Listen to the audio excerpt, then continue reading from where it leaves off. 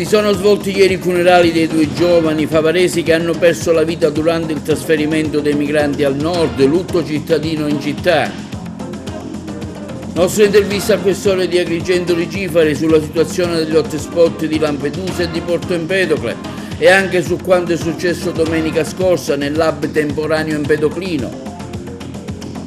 Inaugurato ieri il nuovo teatro dell'Efebo al Giardino Botanico che ha visto un'ampia partecipazione di pubblico. L'Archivio di Stato ha presentato oggi, oltre il sipario, nell'ambito delle giornate europee del patrimonio, i Lions di Agrigento insieme per Capitale della Cultura 2025.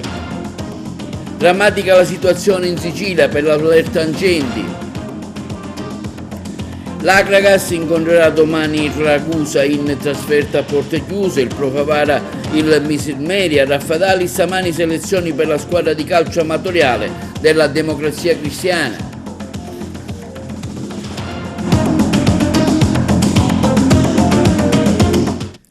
Benvenuti per l'appuntamento di TV Notizie di oggi. Si sono svolti ieri a Favara presso la Chiesa Madre i funerali di Alberto Vella e Daniel Giudice, dipendenti della Patti Tour che hanno perso la vita durante il viaggio di trasferimento di migranti da Porto Empedocle a nord. Ha seguito per noi l'evento Giuseppe Moscato.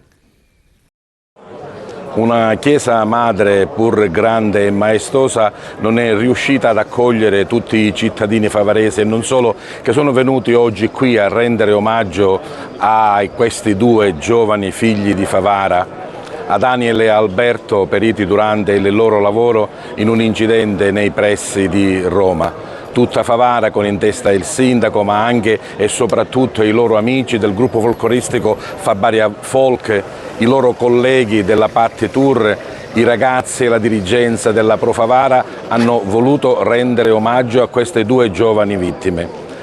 Favara piange ancora morti in un 2023 davvero disastroso. La Chiesa, dicevamo, gremita, ha sentito l'omelia di Don Giuseppe Cumbo che è venuto qui proprio per dare l'estremo saluto ai due ragazzi. Oggi non ci sono parole, il rammarico, il dolore che colpisce l'intera collettività che purtroppo va avanti ormai da tutto il 2023. Abbiamo avuto troppe tragedie, troppe disgrazie. La nostra collettività ogni volta cerca di reagire, cerca di andare avanti, ma non è semplice. Queste tragedie colpiscono e segnano tantissimo le nostre vite.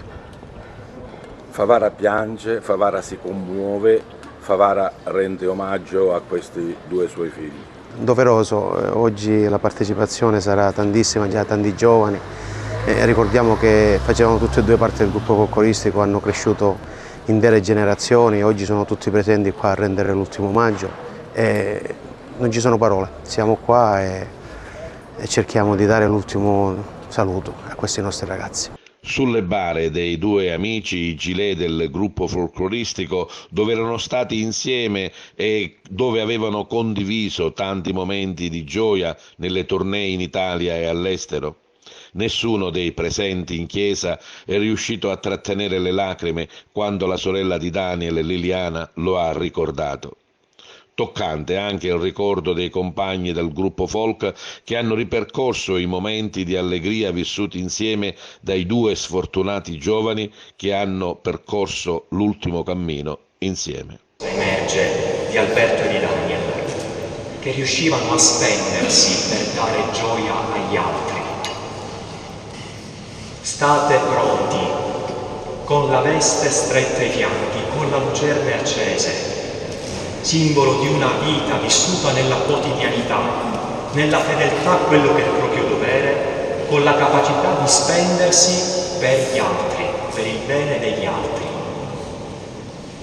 E dicevo, questa parola ci dà consolazione, perché poi Gesù continua e dice: coloro che sono trovati così, cioè fedeli al loro lavoro e capaci di spendersi, sono coloro che Gesù stesso dichiara beati. Io speravo ti trovassi una brava ragazza e che ti sposassi. Sai quante cose avrei fatto per il tuo matrimonio? Invece abbiamo dovuto organizzare il tuo funerale.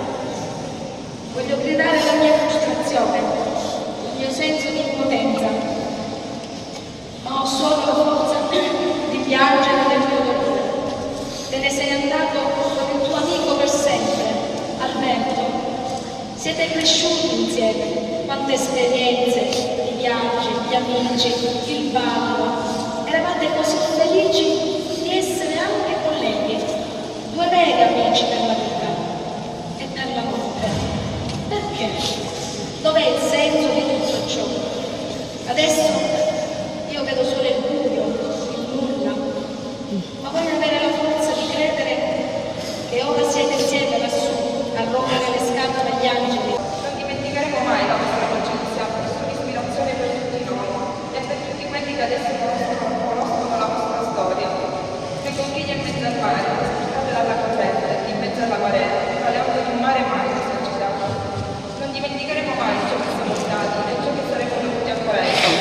Non dimenticheremo mai i nostri sorrisi.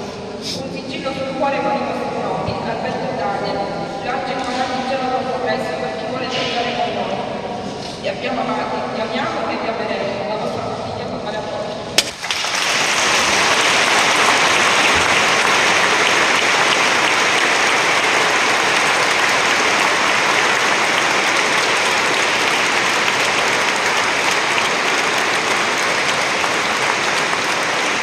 E vi proponiamo ora una lunga intervista al questore di Agrigento Lele Cifari sulla situazione attuale degli hotspot di Lampedusa e quello temporaneo di Porto Empedocle e anche su quanto successo domenica scorsa, che ha visto tanti migranti girovagare in città in cerca di cibo e acqua.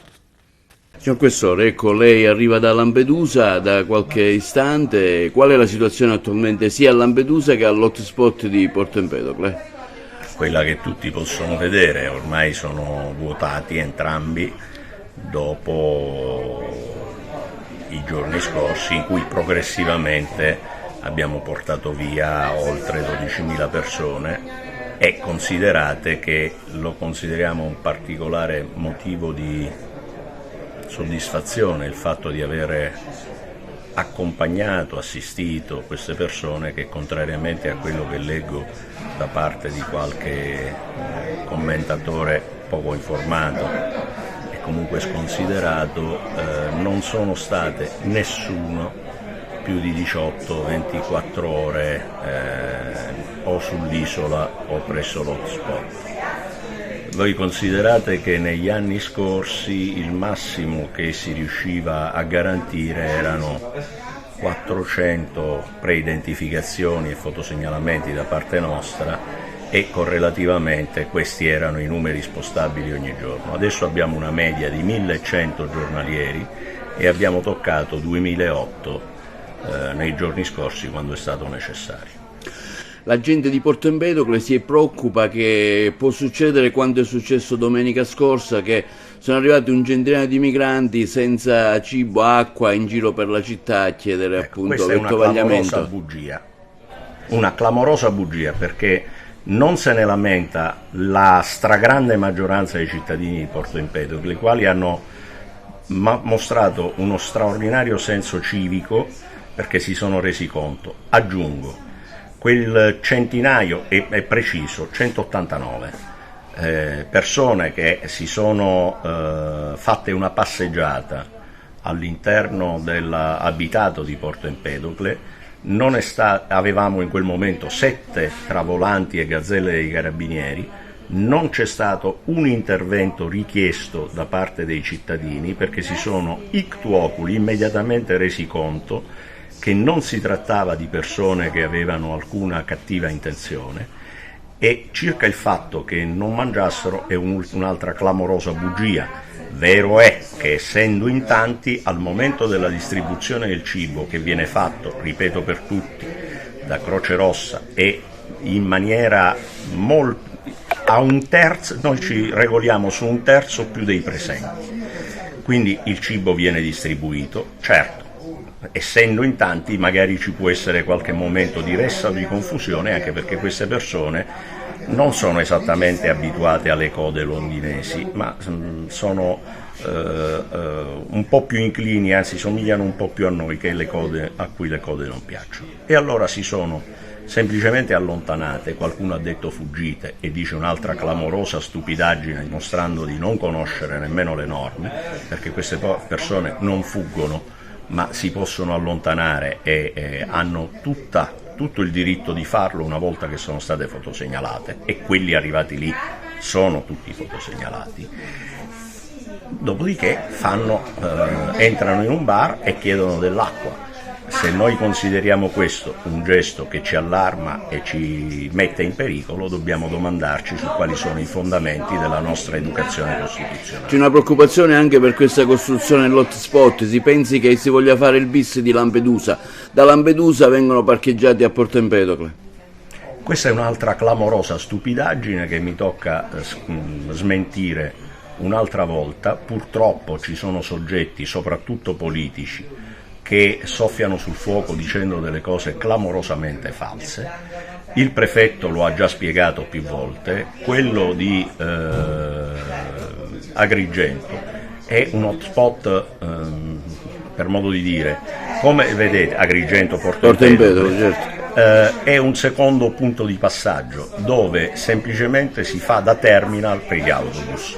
In questi giorni, all'interno di quello che è per ora una struttura provvisoria con tutti i limiti oggettivi che ci sono, benissimo, nessuno è stato per più di 14 ore a Porto Empedocle, di 21-22 a Lampedusa, e sono due cose diverse, perché ripeto, Porto Empedocle è semplicemente un punto di smistamento, perché queste persone arrivano e siccome devono raggiungere, potrebbero anche andarsene da sole a piedi, ma lo Stato, proprio per evitare causare problemi di insicurezza percepita dalle persone e di sicurezza per queste persone o per gli automobilisti, immaginate centinaia di persone che percorrono la strada, benissimo, organizza dei bus e li accompagna presso centri, case, gruppi, attraverso un lavoro minuzioso che viene fatto in prefettura e alle libertà civili di distribuzione, dove non ci sono campi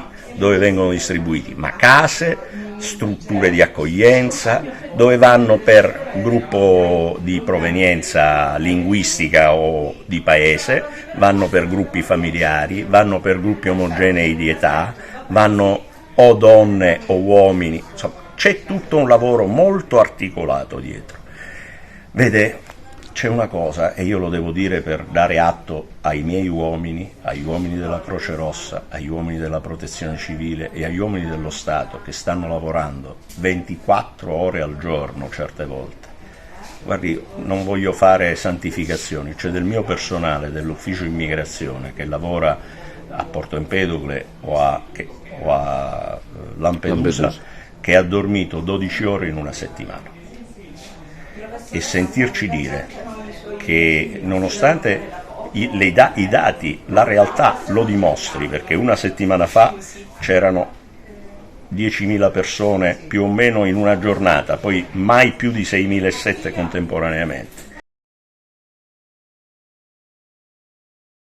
Inaugurato ieri sera ad Agrigento il nuovo teatro dell'Efebo, situato al Giardino Botanico del Libero Consorzio, effettuato grazie agli interventi di consolidamento e di restauro con i fondi del POC. Ha presentato l'evento Salvo la Rosa, diversi gli ospiti che hanno intrattenuto il pubblico che in massa si sono recati a vedere lo spettacolo. Tra gli ospiti intervenuti la cantante Eleonora Abruzzo, Ester Pantano, Pietro Adagna, fisarmonicista Rinaldi Clementi, lo spettacolo di Marco Savatteri dedicato al volo di Icaro, il pensiero in equilibrio. Noi abbiamo seguito l'evento.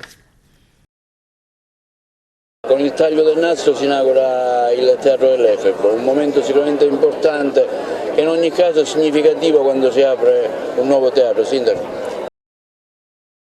Certo che è significativo, è un luogo di cultura, Agrigento è una città di cultura, qui rappresentiamo i 2600 anni della nostra città, in questa cava gli schiavi cartaginesi tagliarono i blocchi per poi costruire i templi che noi abbiamo alle nostre spalle. Una testimonianza viva di quello che Agrigento è stata, è e sarà. Dottore Contino, un lavoro sicuramente importante, la ristrutturazione del teatro è finanziato anche con i fondi europei del POC. Certo, perché il teatro qua c'è stato già 20 anni fa, con, devo dire, grande successo perché era sempre pieno. Purtroppo ci hanno bloccato perché questa è una roccia ferita dai tagli che furono fatti per costruire templi. Qualche anno fa siamo riusciti, partecipando a un bando, ad avere il finanziamento, abbiamo messo in sicurezza questo costone. Proprio si è fatto questo tipo di lavoro, abbiamo riorganizzato le vie di fuga per il teatro, lo spazio per il teatro, e quindi il teatro adesso si può aprire ed è disponibile per Agrigento 2025. Ci hanno diversi appuntamenti previsti.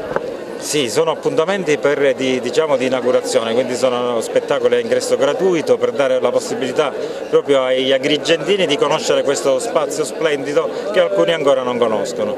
Questa sera al via il debutto al Teatro dell'Efebo qui della provincia, cosa ci proporrai? Una serata contenitore per dimostrare le potenzialità espressive di questo luogo. Interrogheremo le pareti, il costone, il tufo, il cielo, gli scorci che si vedono da questo luogo bellissimo, naturale, un teatro che riapre per la città in vista di Agrigento 2025 sotto le ali del mito di Icaro, perché vorremmo raccontare la possibilità di restare per una volta in equilibrio, di non scottarsi e di non precipitare verso il mare. Chissà se Agrigento sarà in grado. Questo teatro lascia ben vedere una speranza e allora speriamo di restare in equilibrio con Icaro questa sera, con più di 30 artisti sul palcoscenico condotti dal meraviglioso Salvo La Rosa, per raccontare attraverso il mito Agrigento e la cultura. Salvo La Rosa qui ad Agrigento all'inaugurazione del Teatro dell'Efebo. Sì, sono molto contento, te lo dicevo prima di cominciare questa intervista, perché ad Agrigento ritorno sempre molto volentieri, è un luogo del cuore dove mi trovo benissimo, soprattutto quando arrivo alla Valle dei Templi e anche in questo teatro meraviglioso, quindi complimenti perché il Teatro dell'Efebo è un posto davvero straordinario e sono doppiamente contento perché ritengo che quando in una città, in un paese si riapre o si inaugura un teatro, un luogo di cultura, un luogo dove fare musica, dove fare spettacolo, quello è un giorno di festa, un giorno in cui bisogna essere veramente molto contenti, per cui complimenti alla provincia di Agrigento, complimenti ad Agrigento che si prepara nel modo migliore a diventare capitale della cultura nel 2025. Posto meraviglioso che si presta per spettacoli importanti e quindi sono contento, ringrazio Marco Savatteri che è il regista dello spettacolo di stasera per avermi invitato qui a presentare lo spettacolo inaugurale, quindi in bocca al lupo Agrigento, in bocca al lupo Teatro dell'Efebo. Quando si apre un teatro è sempre una cosa particolare. Sì, l'ho detto prima, è una grande festa, invece quando purtroppo in un paese, in una città si chiude un teatro perché lì nasce un'altra cosa, quello è un momento di grande tristezza, per cui oggi dobbiamo essere contenti, dobbiamo festeggiare, non è facile aprire teatri nuovi, il fatto che oggi lo stia facendo Agrigento per noi siciliani, oggi sono agrigentino anche io come voi, è una grande soddisfazione, per cui sono davvero felice ed è bello fare questa nostra intervista con le note della fisarmonica di Pietro Adragna che è campione del mondo di fisarmonica siciliano come noi. Cosa potranno vedere gli spettatori? Ma guarda, è uno spettacolo creato, scritto da Marco Savatteri per questa serata, è uno spettacolo di parole, di musica, di danza, quindi uno spettacolo molto bello che devo dire si immerge perfettamente in mezzo a questo tufo, lo sapete, qui gli antichi schiavi venivano utilizzati per prendere il tufo e costruire i templi di Acragasse, di Agrigento, quindi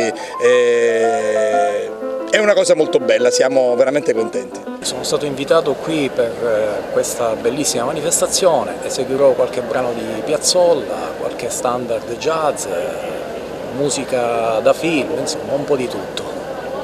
Presentato stamani presso la sede della CGIL in collaborazione con l'Ampi di Agrigento il libro di Adelmo Cervi, I miei 7 padri. La CGIL oggi in questa iniziativa presenta questo libro di uno dei figli della famiglia Cervi, una famiglia storica dell'antifascismo italiano.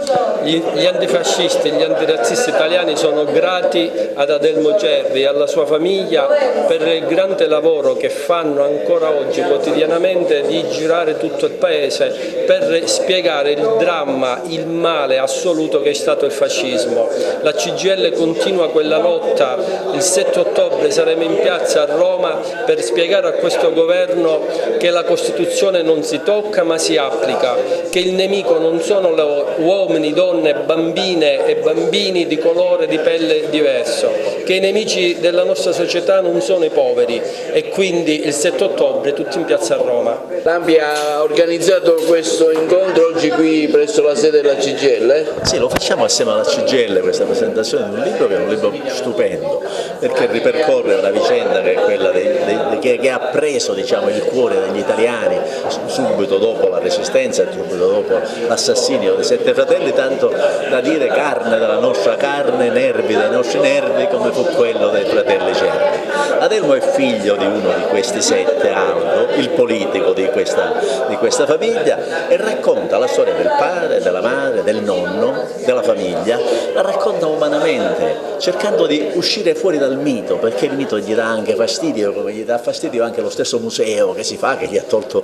anche la casa. Li fa vivere, racconta una vicenda di una famiglia moderna che vuole crescere e che è vittima del fascismo, è il simbolo dell'Italia che bisogna costruire, dell'Italia nuova, i fratelli Cervi. Il libro è bellissimo, consiglio a tutti di leggerlo. Adelmo Cervi qui ad Agrigento, che sta presentando la sua ultima fatica letteraria, I miei 7 padri. Ecco, ci parli un po' dell'opera e anche della sua storia, cosa c'è in questo libro, perché leggerlo? Allora, questo è un libro che racconta la storia di mio padre, i miei zii, racconta la storia della mia famiglia, una famiglia di antifascisti, una famiglia che ha dedicato tutto quello che aveva per combattere contro le ingiustizie di questo mondo, e quindi ha pagato con un prezzo troppo pesante, perché fucilati solo perché volevano avere un po' di giustizia in questo mondo. È un caso pesante, perché pensare che di fucilare insieme 7 fratelli, già questo ti dice di quella che è la storia. Racconto questa storia nell'interno di quello che è stato il 20ennio fascista e di quello dei tanti e tanti come mio padre e i miei zii che hanno combattuto contro la violenza. Racconto questo per dire che ancora oggi c'è bisogno di gente che combatte contro le ingiustizie, perché ce ne sono tante. C'è una battaglia che dobbiamo fare insieme per far applicare la Costituzione, che sono 70 e più anni che sta aspettando. Penso che c'è ancora tanto da fare. Ricordare i Cervi si ricorda continuando a lottare contro le ingiustizie che ci sono in questo mondo. Lei presenterà il libro in diversi punti della nostra provincia? Sì, io sto facendo un tour, ho già cominciato da alcuni giorni, un po' in tutta la Sicilia. Ho fatto prima la Calabria, la Campania, insomma, sto girando un po' tutto il paese. Devo dire che ho trovato un calore al sud che non lo trovo al nord, e questa è già una cosa che ho trovato dei posti meravigliosi, c'è un mare meraviglioso, perché non bisogna dimenticare anche le cose buone che abbiamo, anzi è proprio perché abbiamo tante cose buone che dobbiamo... Solo che i giovani partono via, emigrano, la Sicilia sta diventando una terra di vecchi. Allora abbiamo una Costituzione che l'articolo primo dice che l'Italia è una repubblica democratica fondata sul lavoro. Questo vuol dire che l'Italia e tutti devono avere lavoro, e allora vuol dire che abbiamo finora avuto dei governi che sono stati dei governi anticostituzionali, perché non hanno applicato la Costituzione sullo studio, sulla sanità, sui diritti, su tutto quello che è. Abbiamo avuto sempre qualche super ricco e qualche super povero, questo non è per il quale hanno lottato i Cervi e hanno dato la vita a tanti e tanti. Questa guerra aveva portato 50 milioni di morti a livello mondiale, una guerra scatenata dai nazifascisti, 40 milioni di morti e più in Europa, 25 milioni di un popolo che l'abbiamo sempre maltrattato, che ha pagato la vita per salvarci dal nazifascismo. Queste sarebbero le cose che dovremmo dire ai nostri ragazzi nelle scuole e in tutti i posti che troviamo, che spesso volentieri... Lei andrà in qualche scuola? Io le scuole ne ho fatte parecchie, ci tengo e andrò il più possibile, perché è con i ragazzi che bisogna portare avanti queste battaglie, e con i giovani, e fargli capire quanto c'è bisogno di loro per fare un po' di giustizia in questo mondo. Oltre il sipario, teatri in archivio, e questa è l'iniziativa che si è svolta oggi presso l'Archivio di Stato di Agrigento nell'ambito delle giornate europee del patrimonio 2023, in collaborazione con la Fondazione Teatro Pirandello e l'Istituto Politi di Agrigento. Oltre il sipario, un'iniziativa che state organizzando oggi e domani con a cura dell'Archivio di Stato. Di cosa si tratta? Ne parliamo con la responsabile, la dottoressa Florio. In occasione delle giornate europee del patrimonio del 2023 dedicate al tema patrimonio in vita, l'Archivio di Stato di Agrigento ha inaugurato questo nuovo percorso culturale dedicato alla storia dei teatri agrigentini. È un percorso che stiamo svolgendo in collaborazione con la Fondazione Teatro Luigi Pirandello e con il Liceo Scientifico delle Scienze Umane e Politiche di Agrigento. È un nuovo percorso che potrà rivelare nei prossimi mesi tutta una serie di informazioni e di realtà legate al mondo del teatro, che potrà far scoprire ai visitatori e soprattutto alle scuole alle quali sono rivolti questi percorsi didattici una dimensione molto complessa connessa al settore dello spettacolo. Questa è una modalità naturalmente che ci consente di coinvolgere sempre di più il pubblico su un tema che appartiene al vissuto della comunità, quale il teatro. È importante che si porti avanti questo genere di nuova progettualità, perché comunque tutte le attività future che verranno svolte relativamente a questo tema saranno naturalmente ancora oggetto di condivisione con il Teatro Luigi Pirandello e con le scuole, e rivolte anche alla programmazione di Agrigento Capitale della Cultura 2025. Presidente, oggi a questa iniziativa che coinvolge il mondo del teatro e anche la Fondazione Pirandello è presente?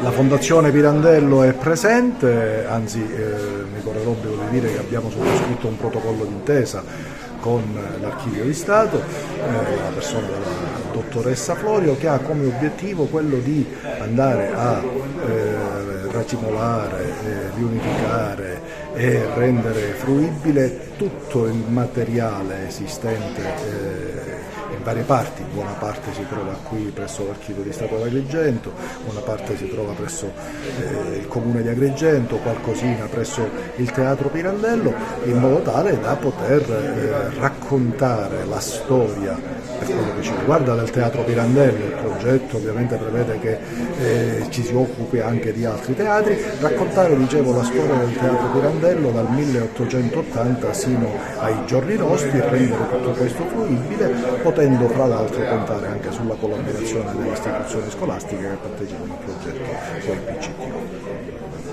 Professor Rancatore, ecco, oggi anche il Liceo Politi presente a questa iniziativa? In che modo? Abbiamo collaborato con l'Archivio di Stato in un'azione progettuale che ha visto protagoniste 4 classi del nostro istituto, prima e seconda dell'indirizzo scientifico, in un percorso alla scoperta della Villa Garibaldi e dell'Arena Garibaldi. Per noi si è trattata di un'esperienza che ci ha arricchiti molto, anche perché è importante tramandare questi patrimoni che ci permettono di scoprire le nostre origini, dato che la villa stessa è stata dimenticata da tutti, e quindi è importante che queste memorie vengano tramandate anche ai posteri, a noi. Inoltre questo progetto ci ha aiutati molto, perché scoprendo queste attività che prima si svolgevano a Agrigento siamo riusciti anche un po' a ricostruire quella che poteva essere la vecchia Girgenti, e quindi ora possiamo anche orientarci meglio nel nostro territorio. Una riunione della 10ª circoscrizione si è svolta stamani presso la sede dell'Università di Agrigento, presieduta dal presidente del Lions, avvocato Giacomo Cortese, che ha avuto come tema quello dei Lions verso Agrigento, capitale della cultura. Le interviste al presidente Giacomo Cortese e a Nenè Mangiacavallo del Consorzio Universitario. Oggi i Lions agrigentini si riuniscono per la prima riunione di circoscrizione per trattare di un tema molto importante, che è quello dei Lions verso Agrigento, capitale della cultura 2025. Abbiamo parlato e abbiamo discusso sulle proposte. I club si impegneranno su tutto il territorio provinciale per aiutare le istituzioni, per sensibilizzare la comunità anche a capire cos'è Agrigento città della cultura e l'importanza di questo evento, e siamo pronti. Siamo oltre 600 volontari con buon spirito e con spirito di servizio, e sicuramente daremo un contributo determinante per la riuscita di questo evento. Noi abbiamo accolto con immenso piacere la richiesta che ci è stata formulata dalla 10ª circoscrizione dei Lions, quella che corrisponde di fatto a tutto il territorio della provincia di Agrigento, sia perché è un privilegio e un grande onore per il consorzio universitario accogliere questa manifestazione di impegno solidale e di impegno verso Agrigento capitale della cultura, ma anche perché è espressione di quella manifesta, riconosciuta sensibilità di questa importante associazione di servizio, quale quella dei Lions, verso un impegno che deve essere condiviso da tutta la comunità, perché come diceva San Matteo è importante per una comunità, per essere credibile, essere unita e poter contare anche sulle associazioni di servizio, sulla loro esperienza, sulla loro competenza, su questo spirito di servizio disinteressato, su questo impegno di volontariato è sicuramente una premessa, una disponibilità particolarmente importante in vista di questo particolare e rilevante impegno della organizzazione di Agrigento Capitale della Cultura. Se qualcuno aveva dubbi circa il coinvolgimento delle realtà territoriali, questa manifestazione serve anche a fugare questa preoccupazione, perché oltre ai Lions, che doverosamente da presidente del comitato organizzatore di Agrigento 2025 ho il dovere di ringraziare, oltre ai Lions ci sono molte altre associazioni, molte altre istituzioni che sono pronte per un rapporto di collaborazione costruttivo. Linea alla regia per gli spot pubblicitari. E vediamo ora un servizio sul partito della Meloni, Fratelli d'Italia a Palermo, una convention per evidenziare un anno dalla vittoria elettorale e i risultati ottenuti. Un'Italia che torna a essere protagonista sullo scenario internazionale grazie all'attivismo del Premier Meloni, significa un'Italia che torna ad avere orgoglio della sua storia e delle sue possibilità di sviluppo. Significa un'Italia che vince per il suo futuro, quindi un'Italia che cerca di dare spazio a chi produce ricchezza, a chi vuole lavorare in libertà per favorire l'economia, a chi vuole realmente impegnarsi a lavorare e non a vivere di sussidi, e a tutti coloro i quali ritengono che questa sia non solo il paese più bello del mondo, ma una patria da difendere e da amare. Un periodo particolarmente difficile per la Sicilia, sbarchi ulteriormente aggravati ieri da incendi. Purtroppo stiamo vivendo oggettivamente un momento estremamente difficile, l'emergenza migrazione che è stata affrontata di petto dal Premier Meloni con la recente visita a Lampedusa insieme al Premier von der Leyen dimostra come il governo non abbia la massima attenzione su questo passaggio, e il decreto che ne è uscito la settimana scorsa con il rafforzamento delle misure per il contrasto dell'immigrazione clandestina ne è una riprova. L'emergenza incendi, a parte la necessità di adeguare oramai tutto il sistema della protezione civile e della prevenzione ai cambiamenti climatici, però denuncia anche un fatto grave: esiste un fenomeno evidentemente organizzato o più o meno organizzato di piromani, comunque di incendiari, che va contrastato.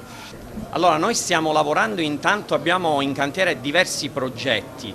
Le linee guida sono ovviamente allo studio di questo assessorato, però io sto immaginando un piano strategico dei beni culturali, perché se è vero come è vero che ci sono state tantissime risposte date a questa Sicilia, non solo in termini di aumento di flussi turistici ma in termini di valorizzazione, vi dico subito che la tendenza è stata secondo me epocale, perché oggi, e cito nuovamente la Valle dei Templi, abbiamo ottenuto un risultato importante perché la Valle dei Templi è una bellezza unica. Noi abbiamo cercato di valorizzarla in maniera diversa, abbiamo ospitato la Venere delle Rocce, ovvero una delle opere meravigliose di Michelangelo, e quindi abbiamo implementato dei flussi che già erano alti e abbiamo cercato di sostanzialmente dare un impulso diverso di programmazione, di ampio respiro a questa terra di Sicilia. Lo stato di salute nei rapporti del centrodestra è sicuramente buono. Ovviamente voi giornalisti, colleghi giornalisti, perché faccio parte della stessa categoria, spesso puntate l'accento su quelle che sono non fibrillazioni ma normali dialettiche. Il governo regionale non è formato da un monocolore, è formato da partiti alleati che ovviamente si sono candidati con un programma che ha dei punti in comune, ma ha anche dei punti ovviamente in cui le distanze non sono abissali ma esistono, e quindi normale che all'interno di una dialettica democratica tra alleati, leale e democratica, ci siano momenti in cui su alcune cose si possono essere d'accordo, ma certamente quello che unisce questo governo è sicuramente molto di più di quello che lo divide. In Sicilia ancora allerta incendi, vediamo la situazione di quanto sta accadendo.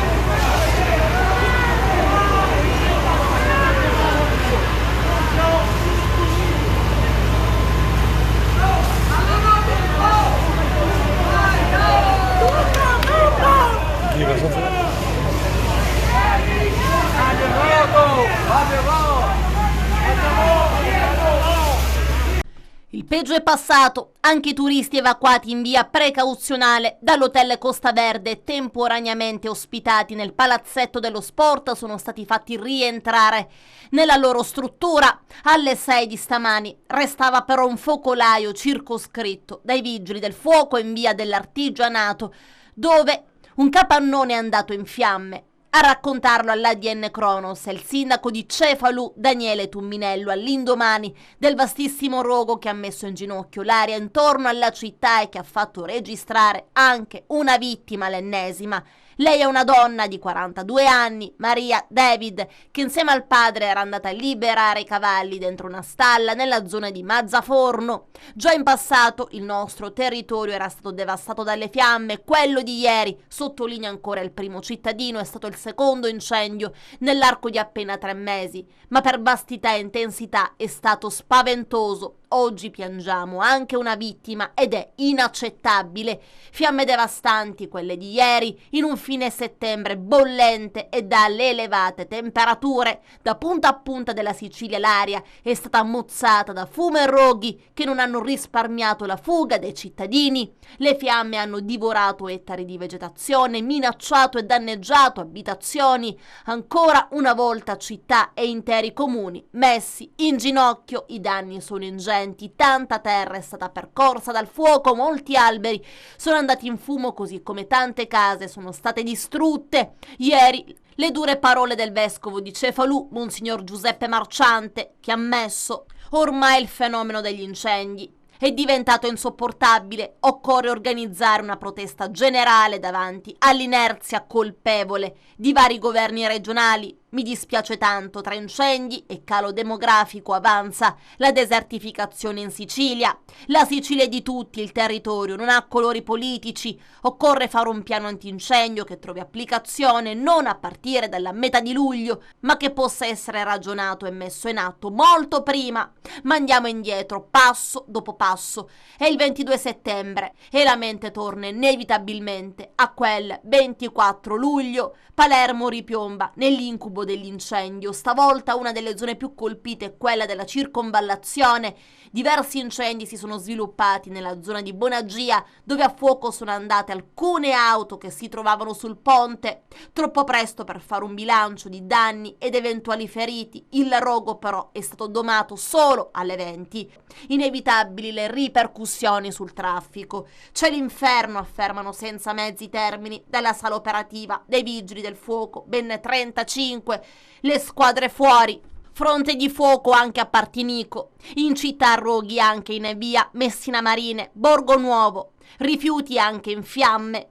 Un altro incendio ha infatti colpito la discarica di Bellolampo, le fiamme sono state visibili da tanti quartieri vicini. Un rogo è divampato pure all'interno del parco Cassarà. Nel tardo pomeriggio di ieri il sindaco Lagalla è intervenuto sul posto. L'area del rogo tra il parco Cassarà e la cittadella universitaria, ha detto, è stata circoscritta. Le fiamme si sarebbero avvicinate all'ingresso del campus, costringendo a dare l'ordine a studenti e professori di abbandonare immediatamente il posto. A causa di un vasto incendio, chiuso al traffico anche un tratto della strada statale 187 di Castellammare del Golfo, anch'essa ripiombata nelle fiamme. Sul posto subito le squadre ANAS, i vigili del fuoco, le forze dell'ordine per la gestione del traffico. Ad ardere il versante sud di Monte Sparagio, fiamme per tutta la notte, sino ad interessare già Calamaro. Numerosissime le squadre a terra intervenute. Presenti gli uomini della Forestale dell'Antincendio Sicilia, presente la Croce Rossa.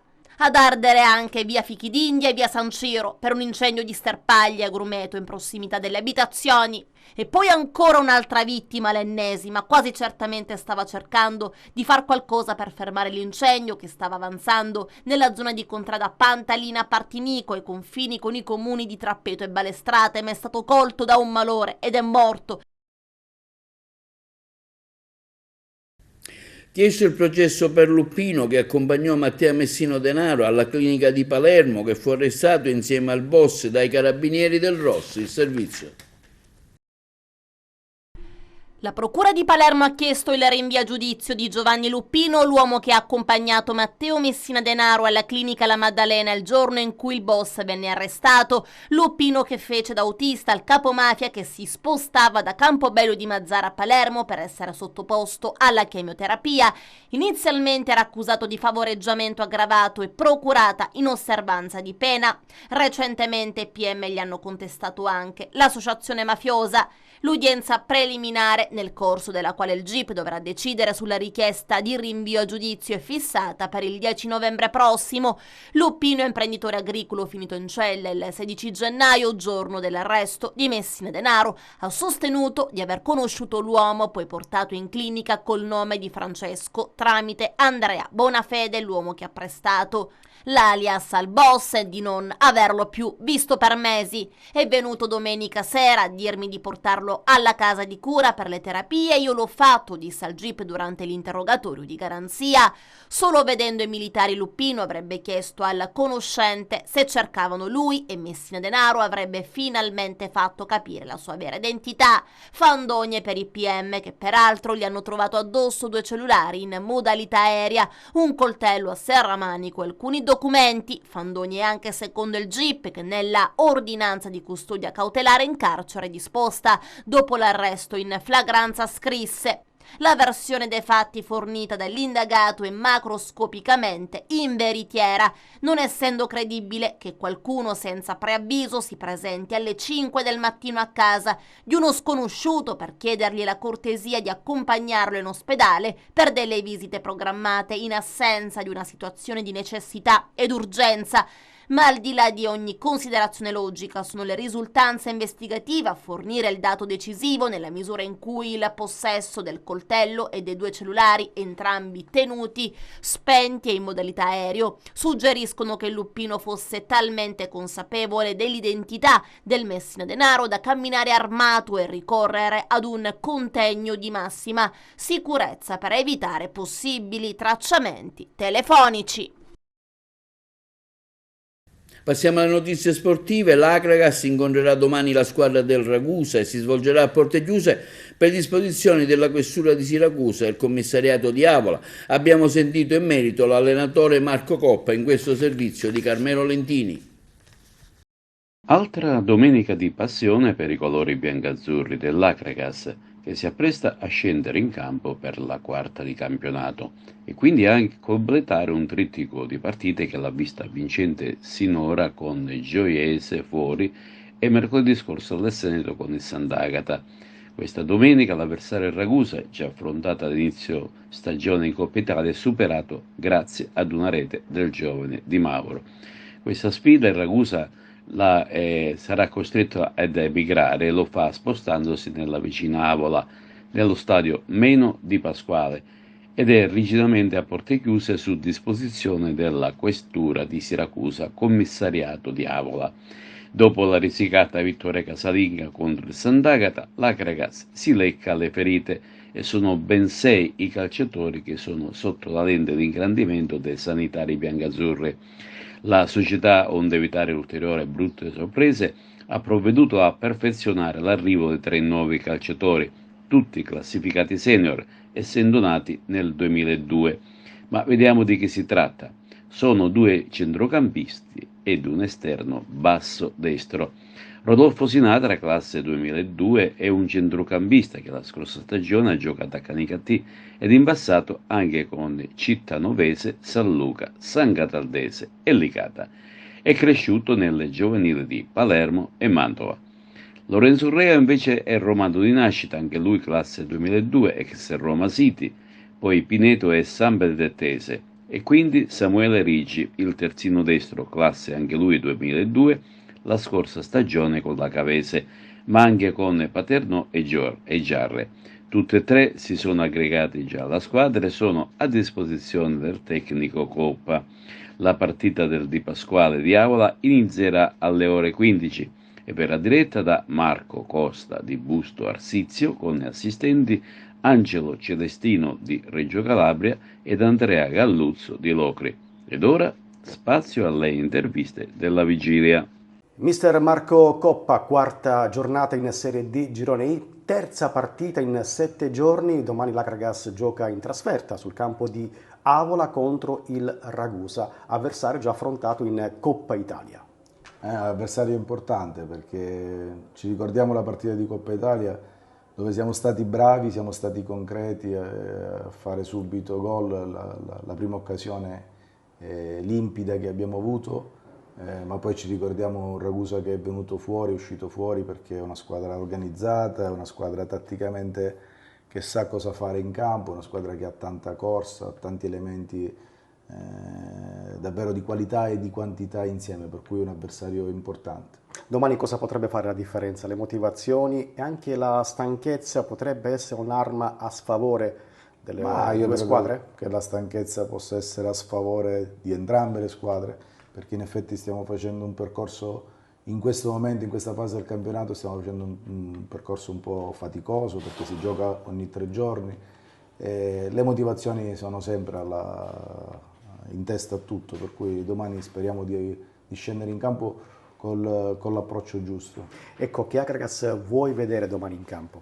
Io domani voglio vedere un Akragas, quella del secondo tempo dell'ultima partita, ma voglio vedere l'Akragas dei primi minuti di tutte le altre partite, perché l'Akragas fino ad oggi non ha mai sbagliato l'approccio alla gara. Forse l'unica volta dove non abbiamo visto un approccio giusto è stato proprio mercoledì contro il Sant'Agata, dove invece poi ci siamo rifatti nella seconda frazione di gioco. Per cui domani mi auguro invece che i ragazzi ritornino dal primo minuto a fare le cose che sanno fare.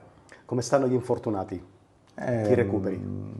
Speriamo di recuperare una buona parte, ma sicuramente ancora abbiamo tanta gente che rimane fuori perché ha bisogno ancora di qualche giorno, qualcuno di qualche giorno in più, per cui non siamo al completo neanche questa domenica, però sono arrivati anche dei nuovi acquisti e questi ragazzi ci daranno e ci potranno dare sicuramente una mano, anche se la condizione atletica per loro non è delle migliori, perché vengono da un periodo di stop, per cui dobbiamo anche loro gestirli.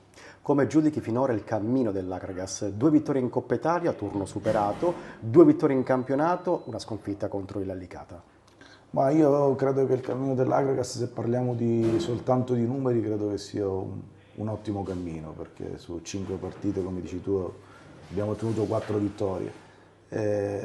Possiamo sicuramente migliorare. Noi all'inizio sembrava che avessimo già trovato la quadra e l'equilibrio, mi riferisco alla partita con l'Igea, con Ragusa, dove però giocavamo in una certa maniera, poi per forza di cose abbiamo dovuto cambiare e quindi si è visto qualcosa di meno bello, però abbiamo compensato con la concretezza, col saper soffrire, e quindi se chiedi a me personalmente ti dico che in questo momento il giudizio non può che essere positivo, perché ho visto una squadra che ha avuto due volti, ma tutti e 2 volti hanno portato poi al risultato.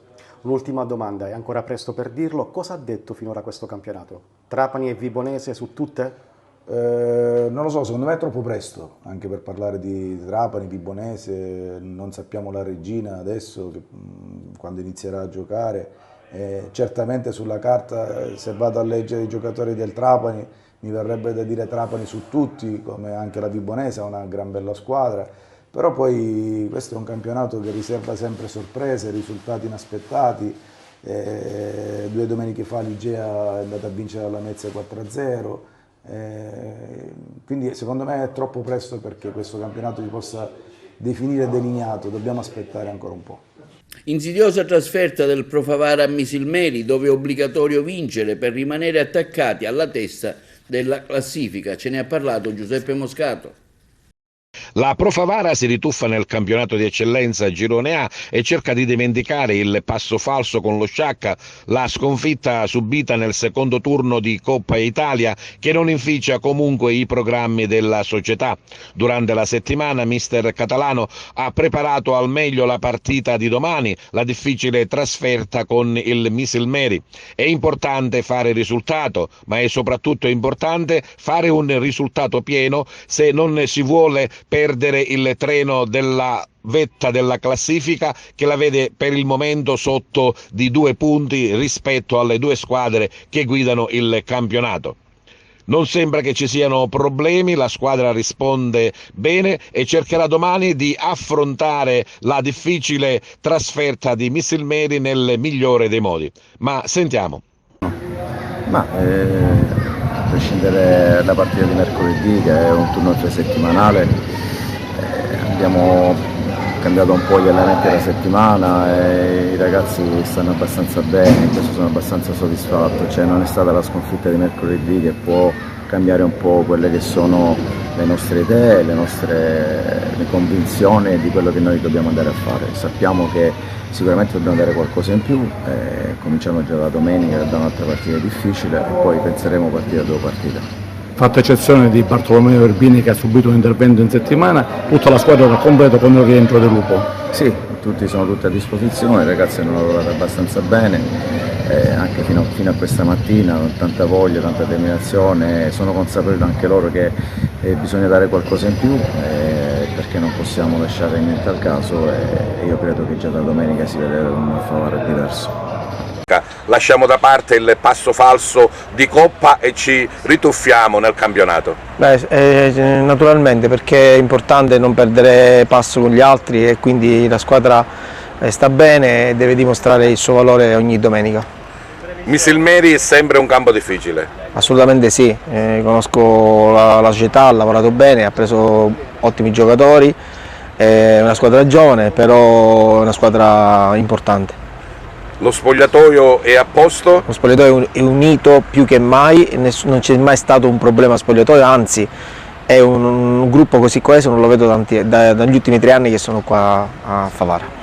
Quindi diciamo il prosieguo fa ben sperare? Assolutamente sì, io sono serenissimo, la società è serena e i ragazzi stanno bene, non è successo niente, siamo ancora in ballo per la qualificazione, abbiamo fatto 2 partite e abbiamo preso 4 punti e il campionato è lungo, a marzo tireremo le somme. E vediamo ora una panoramica degli eventi sportivi di calcio delle serie minori curata da Carmelo Lentini. Ed ora occupiamoci delle categorie minori. In eccellenza Girone A, brutta gatta da pelare per la Pro Favara che gioca sul temibile rettangolo di gioco del Don Carlo Misilmeri. Questa sfida verrà diretta da Francesco Passarotti di Mantova con assistenti Lorenzo Puma e Paolo Vitaggio di Trapani. L'Unitas Sciacca, dopo la vittoria in Coppa proprio con la Pro Favara, sarà ospite della Nissa in una gara che si preannuncia avvincente e spettacolare. Questa sfida è stata affidata a Giorgia Arcoleo di Palermo con assistenti Angelo Smiraglia e Mario Saia, entrambi della sezione palermitana. Queste le altre gare in programma. Atletichi Palermo, Casteldaccia e Castellammare Marineo si anticipano a questo sabato, mentre domenica, sempre a partire dalle 15:30, sono in programma Don Carlo Misilmeri Pro Favara, Folgore Mazzara, Nissa Sciacca e Supergiovane Castelbuono Accademia Trapani e Unione Sportiva Mazzara 46 Geraci e Fulgatore Aspra. Nel torneo di promozione Girone A spicca il derby tutto agrigentino tra Camarat e Casteltermini. E si è svolto stamani presso lo stadio comunale di Raffadali il secondo allenamento selettivo per la formazione della squadra amatoriale di calcio della Democrazia Cristiana, allenata da mister Giuseppe Giordano. L'intervista allo stesso allenatore. Allora, Football Sicily DC, ci vuole parlare di questo progetto? Sì, diciamo che è un'iniziativa che abbiamo sposato qualche mese fa con il nostro segretario nazionale Toto Cuffaro, che era molto entusiasta, e quindi oggi abbiamo iniziato il nostro secondo allenamento, perché già il giorno 9 siamo stati su Terrasini per le province di Palermo e di Trapani. Oggi siamo qui per vedere i nostri amici di Agrigento, Enna e Caltanissetta, e poi sabato saremo a Belpasso per le altre 4 province. L'intento è quello di creare una squadra di calcio a 11 composta da tesserati, simpatizzanti, consiglieri, assessori, deputati e perché no, anche il segretario nazionale farà parte di questa squadra, per fare delle partite amichevoli di beneficenza in tutti i territori della Sicilia, dalla parte occidentale alla parte orientale, proprio per cercare di stare vicino alla gente attraverso lo sport, attraverso questa nostra iniziativa, portando avanti delle tematiche che possono essere inerenti allo sport, alla legalità, all'ambiente. Quindi noi cerchiamo di avvicinarci ai vari territori, proponendo, perché no, e ascoltando principalmente la gente. Quindi il nostro primo impegno ufficiale sarà il 14 ottobre a Roccapalumba per la sagra del Fico d'India. Ci hanno invitato, l'amministrazione era molto contenta e noi di questo ne prendiamo atto, come ringrazio il comune di Terrasini, come ringrazio il sindaco e tutta la giunta comunale di Raffadali, e come ringrazio gli amici di Belpasso.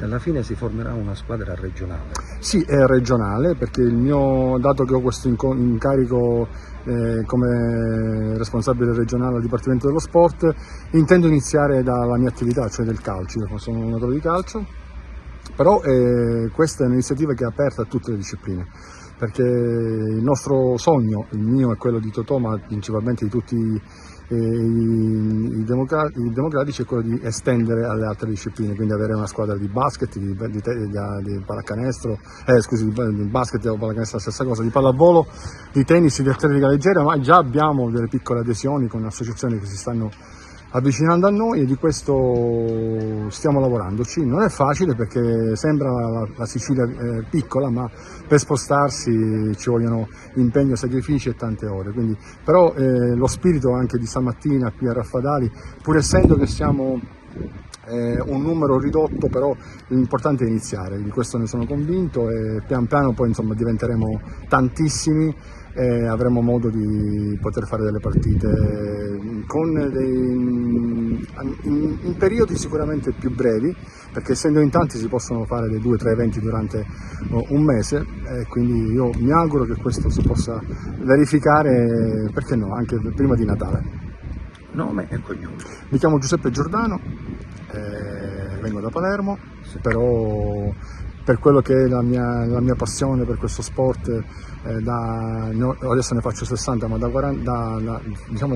56, perché a 4 anni ho iniziato ad andare nelle giovanili della Juventus, perché papà era un operaio della Fiat, ci siamo trasferiti a Torino e quindi da lì è venuta questa passione. Ho fatto la carriera da calciatore, diciamo, non tanto brillante perché mi sono sposato molto giovane, però mi sono tolto molte soddisfazioni a livello da allenatore, e quindi oggi mi fa piacere che questo movimento, questo nostro obiettivo, questa nostra attività possa pian piano crescere, ma possa portare, perché no, anche un po' di serenità, un po' di brillantezza che manca, perché ogni giorno c'è tante cose da fare, tanto stress, e quindi venirsi a svagare per 2 ore credo che sia anche molto salutare. Fa bene alla salute. Cioè, questo sì. E questo è tutto per TV Notizie, vi diamo appuntamento alle prossime edizioni e vi auguriamo un buon fine settimana.